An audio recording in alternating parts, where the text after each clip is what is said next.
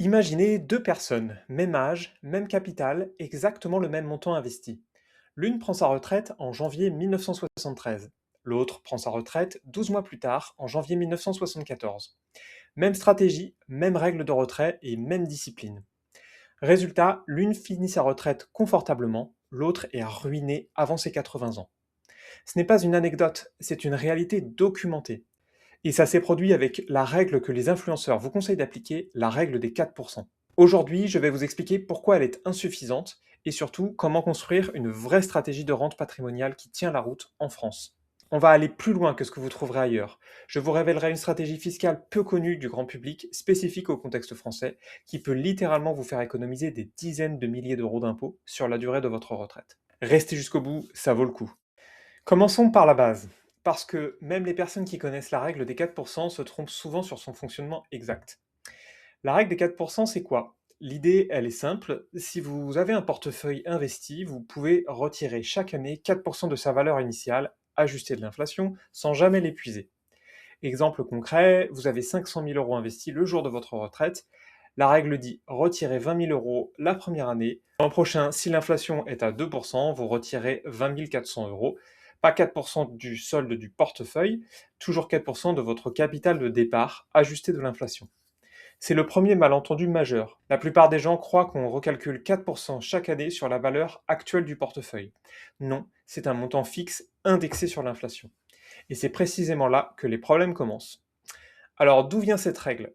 Elle vient d'une étude publiée en 1994 par William Bengen, un planificateur financier américain. Sa question de départ était simple: quel est le taux de retrait maximum qu'un retraité peut se permettre sans jamais épuiser son portefeuille? Sa réponse: 4%, mais avec des conditions très précises. Un portefeuille composé de 50 à 75% d'actions américaines et le reste en obligations américaines, sur une période de 30 ans exactement. Il a fait ses calculs avec des données historiques de 1926 à 1976, sur des marchés 100% américains. En 1998, la Trinity Study est venue confirmer ces résultats sur une période plus longue. Taux de succès historique entre 93 et 96% selon l'allocation. Ça semble solide, et ça l'est, dans un cadre très spécifique. Alors pourquoi je dis que c'est insuffisant? Parce que ce cadre ne correspond pas à votre réalité. Il y a 5 hypothèses qui ne s'appliquent pas à vous notamment. La première hypothèse, vous êtes américain et votre portefeuille est 100% investi sur les marchés américains.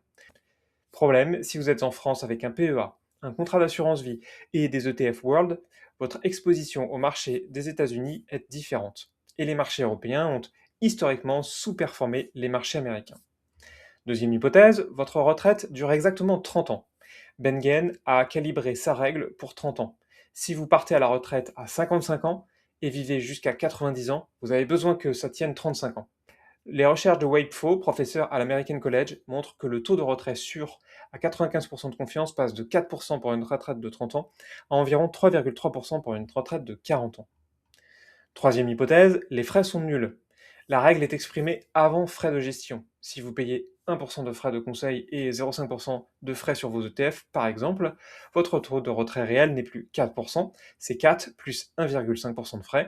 Vous prélevez effectivement 5,5% de votre portefeuille chaque année. Quatrième hypothèse, vous ne payez pas d'impôt. La règle travaille sur des retraits bruts. En France, retirer 20 000 euros d'un PEA ou 20 000 euros d'un compte titre n'a pas le même coût fiscal.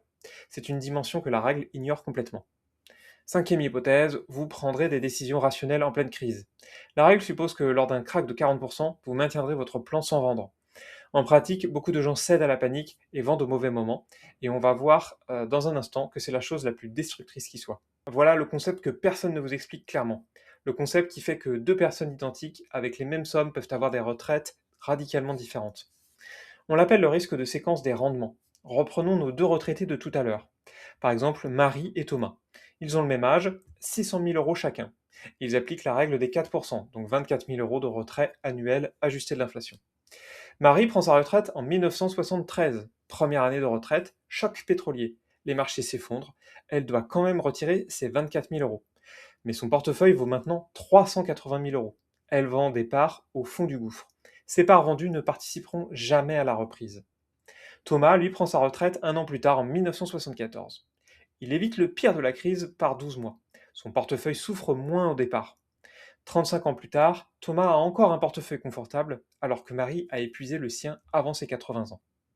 Même portefeuille de départ, même règles, même discipline, mais des résultats opposés. La seule différence, c'est le moment où le marché s'est effondré. Alors pourquoi est-ce que c'est aussi destructeur? Une mauvaise année suivie d'une bonne année donne le même résultat qu'une bonne année suivie d'une mauvaise. Le capital final est globalement similaire. Mais dès que vous commencez à retirer de l'argent, tout change. Si vous traversez une mauvaise année et que vous devez quand même retirer vos 24 000 euros, vous vendez des parts à bas prix. Ces parts sont définitivement sorties du portefeuille. Elles ne bénéficieront pas de la reprise. Et comme votre capital est plus faible, même un bon rendement les années suivantes ne suffit pas à rattraper le retard. Le chercheur Wade Pfau a quantifié ce phénomène. Ses travaux montrent que 77% du résultat final d'une retraite s'explique par les rendements des 10 premières années. Pas les 30 années en entier, les 10 premières. La décennie qui suit votre départ à la retraite est la plus critique de toute votre vie financière. Les chercheurs Pfau et Kitces ont formé ce qu'ils appellent la Retirement Red Zone, la zone rouge de la retraite. C'est la fenêtre de 5 à 10 ans avant et après votre départ à la retraite. C'est pendant que cette période que le risque de séquence est maximal. Pourquoi? Parce que trois forces convergent en même temps. Numéro 1, votre portefeuille est à son niveau maximum en valeur absolue. Numéro 2, vous commencez à retirer de l'argent, ce qui amplifie l'impact des baisses. Numéro 3, vous avez de moins en moins de temps pour vous remettre d'un choc. Un krach boursier à 30 ans, quand vous épargnez, eh bien, vous achetez à prix cassé et vous profitez de la reprise. Un krach boursier à 60 ans, au moment où vous commencez à décaisser, c'est potentiellement dévastateur. Maintenant qu'on a compris le problème structurel de la règle des 4%, ajoutons les spécificités françaises. Parce que même si la règle fonctionnait parfaitement en théorie, son application en France se heurte à trois obstacles concrets. Limite 1, la fiscalité française n'est pas dans l'équation. La règle des 4% a été conçue pour les États-Unis, avec une fiscalité très différente de la nôtre. En France, selon où vous avez logé votre épargne, le coût fiscal d'un retrait varie énormément. Au moment où j'enregistre cette vidéo, en 2026, sur un PEA ouvert depuis plus de 5 ans, il y a 18,6% de prélèvements sociaux sur les gains.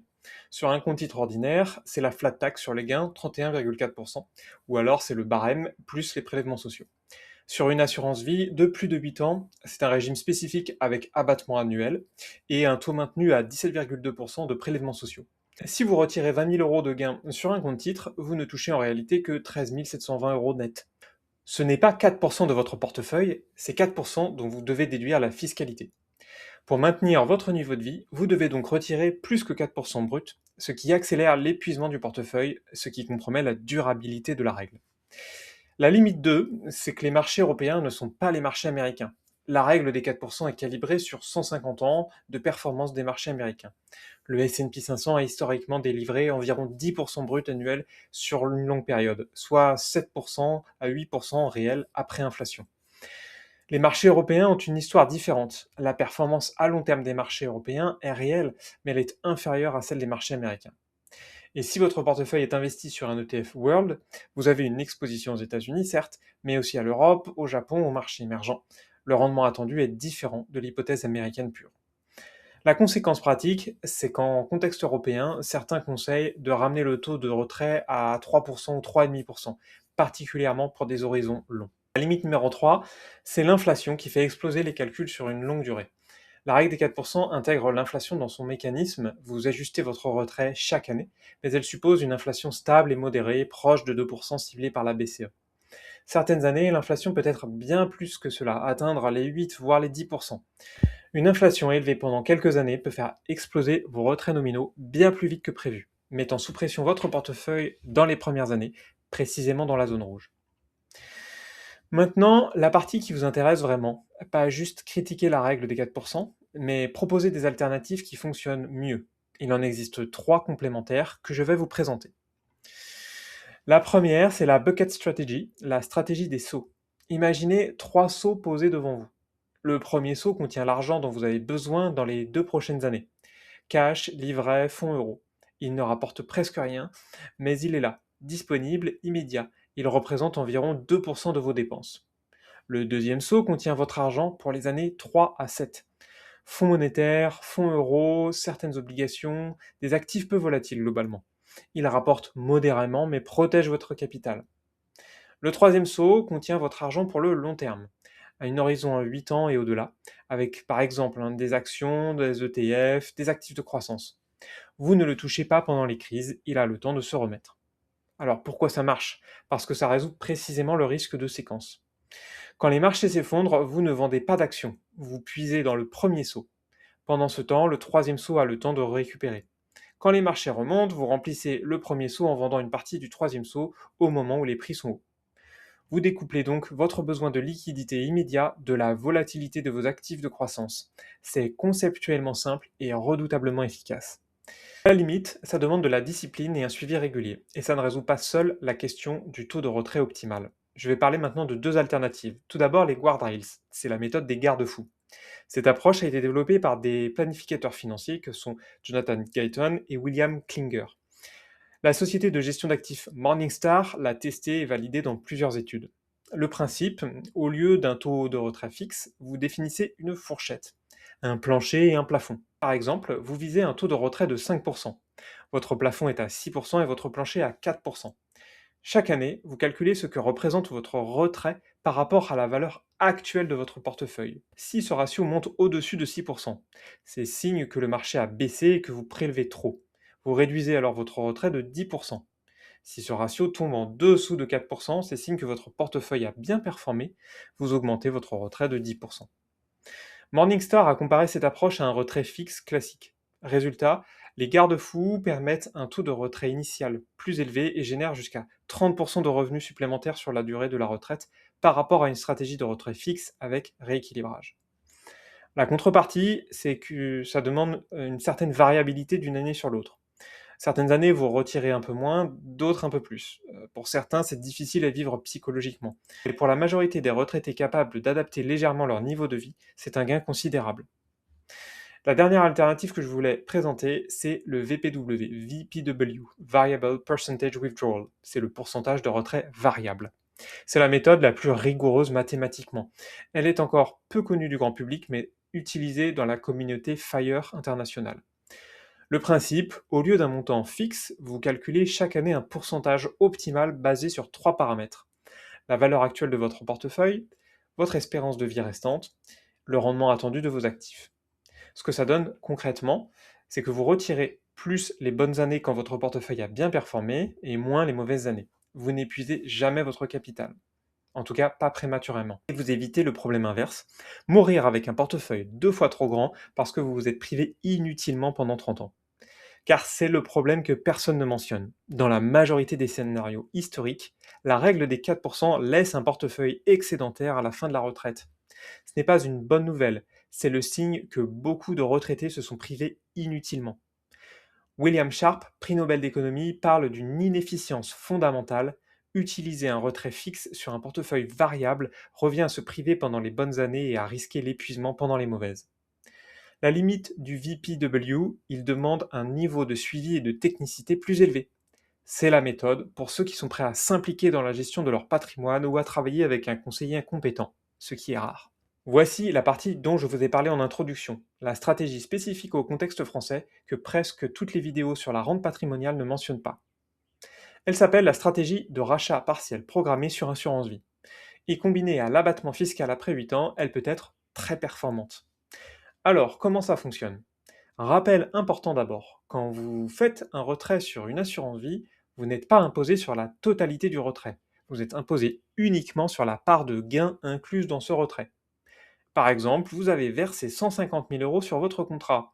Il vaut aujourd'hui 200 000 euros. Vous avez donc 50 000 euros de gain, soit 25% de la valeur totale. Si vous retirez 10 000 euros, seuls 2 500 euros, 25%, sont considérés comme des gains imposables. Les 7 500 euros restants sont du capital, ils sont exonérés.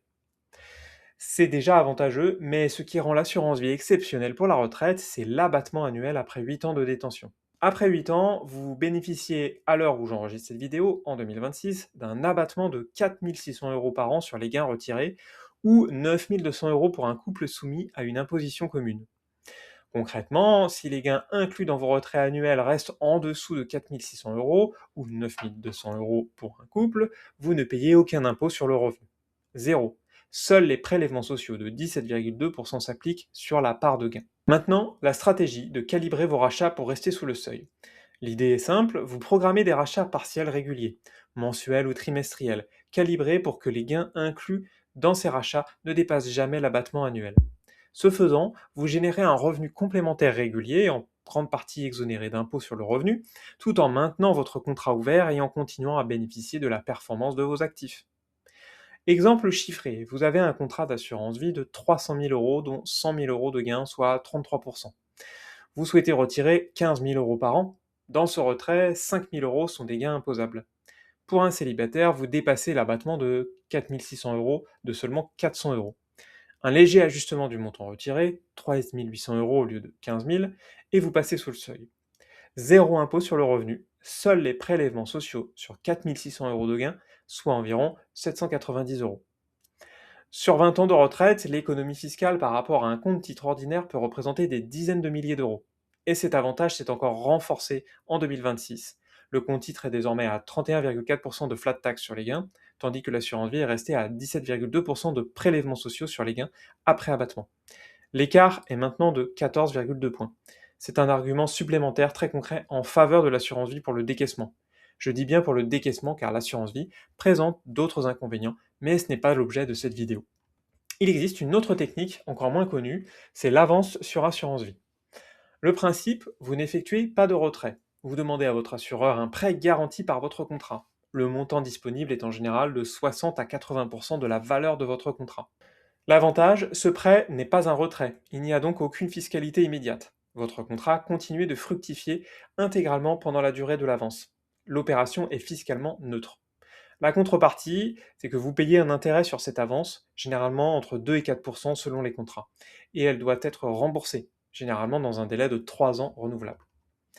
L'avance est donc particulièrement adaptée pour un besoin ponctuel et important, un voyage extraordinaire, des travaux, un projet précis, sans avoir à toucher à votre capital investi et sans déclencher de fiscalité. Combinez les deux et vous obtenez une stratégie puissante. Pour vos revenus récurrents, des rachats partiels programmés calibrés pour rester sous l'abattement annuel, pour vos dépenses exceptionnelles, des avances sur contrat remboursées ensuite progressivement. Et pour le pilotage du risque de séquence, appliquez notamment la logique des sauts. C'est une approche cohérente, fiscalement optimisée et adaptée aux outils disponibles en France. Voilà, on a couvert beaucoup de terrain. Maintenant, voici comment traduire ceci en actions concrètes. Étape numéro 1, c'est de calculer votre taux de retrait cible. Alors ne partez pas sur 4% par défaut, ajustez selon votre situation. Si vous avez moins de 60 ans à la retraite, visez plutôt 3, 3,5% maximum. Entre 60 et 65 ans, on peut cibler 3,5 à 4% selon la tolérance au risque. Et au-delà de 65 ans, 4% peut être raisonnable si votre portefeuille est bien structuré. Et intégrez toujours la fiscalité réelle de vos enveloppes dans ce calcul. L'étape numéro 2, c'est de construire votre structure en saut. Avec le saut numéro 1, c'est environ 2 ans de dépenses, par exemple en cash. C'est votre bouclier contre le risque de séquence. Le saut numéro 2, ça va être environ 3 à 5 ans de dépenses en actifs plutôt défensifs. Et le saut numéro 3, on reste sur les actifs de croissance avec un horizon un peu plus long terme, au-delà de 8 ans. C'est ce qui n'est pas touché en fait en période de crise. L'étape numéro 3, c'est de mettre en place vos rachats programmés, par exemple sur une assurance vie. Donc vous calculez le ratio gain sur capital de votre contrat, vous calibrez vos rachats annuels pour que les gains restent sous l'abattement si c'est la stratégie que vous voulez adopter, et vous automatisez les virements, vous revoyez ce calibrage chaque année. L'étape numéro 4, c'est d'adopter une logique de guardrails, de garde-fou. Vous définissez votre fourchette de retrait, par exemple 3 à 5% de votre portefeuille global. Chaque année, vous recalculez le ratio réel. Si vous dépassez le plafond, vous réduisez vos retraits. Si vous passez sous le plancher, vous augmentez vos retraits. C'est simple et ça ne prend pas plus de 30 minutes par an. Et l'étape numéro 5, c'est de réévaluer toute la stratégie globale tous les 2 à 3 ans. C'est une stratégie de rente n'est pas une machine qu'on lance et qu'on oublie. Les marchés évoluent, votre situation personnelle évolue, votre espérance de vie change, votre niveau de dépense évolue. Donc revoyez votre stratégie globale de décaissement tous les 2 à 3 ans ou si un événement important survient pour ajuster le plan. Avant de terminer, je voulais évoquer les principales erreurs à éviter. L'erreur numéro 1, c'est de vendre en panique dans la zone rouge. C'est l'erreur la plus coûteuse. C'est précisément pour ça que le saut 1 existe, pour ne jamais avoir à vendre des actions dans une mauvaise période. L'erreur numéro 2, c'est d'ignorer la fiscalité dans la planification. Un retrait de 20 000 euros brut n'est pas un revenu de 20 000 euros. Intégrez toujours le coût fiscal réel dans votre calcul. L'erreur numéro 3, c'est d'appliquer la règle des 4% mécaniquement sans ajustement. Elle a été conçue pour 30 ans, sur des marchés américains, sans frais, sans impôts. Votre situation est différente sur tous ces points. L'erreur numéro 4, ne jamais revoir son plan. Un plan de décaissement figé pour 30 ans n'existe pas. Les conditions changent, le plan doit changer avec elles. Et l'erreur numéro 5, c'est de mourir trop riche. Oui, c'est une erreur. Si vous finissez votre vie avec un portefeuille 2 fois plus grand qu'au départ, vous avez probablement passé des années à vous priver inutilement. L'objectif n'est pas de maximiser le capital transmis, l'objectif c'est de bien vivre et de mourir avec 0 regret, pas 0 €. Pour terminer, voici ce que vous pouvez retenir. La règle des 4%, c'est un outil de diagnostic, pas un plan de décaissement. Elle a ses mérites, mais ses hypothèses ne correspondent pas à la réalité française, et encore moins à la vôtre. Le vrai ennemi, c'est le risque de séquence. Un crack dans les 10 premières années de retraite peut tout compromettre, même si votre stratégie est parfaite sur le papier. Les solutions, c'est la stratégie des sauts pour protéger le risque de séquence, les garde-fous pour adapter votre retrait aux conditions de marché et l'ajustement des pourcentages pour une approche mathématiquement optimale. Et en France, les rachats partiels programmés sur assurance vie après 8 ans sont un outil puissant pour générer un revenu de retraite fiscalement optimisé. Votre plan en 5 étapes, eh bien, calibrez votre taux de retrait réel, construisez votre structure en saut, mettez en place vos rachats programmés, adoptez des garde-fous et réévaluez régulièrement. La retraite n'est pas une ligne d'arrivée, c'est un marathon de 15, 20 ou 30 ans. Et comme tout marathon, ça se prépare avec méthode, pas avec des règles simplistes copiées d'un contexte qui n'est pas le vôtre. Allez, si cette vidéo vous a apporté de la valeur, abonnez-vous et likez-la. Ça m'aide énormément à poursuivre ce travail. Un grand merci pour cela d'ailleurs. À très bientôt.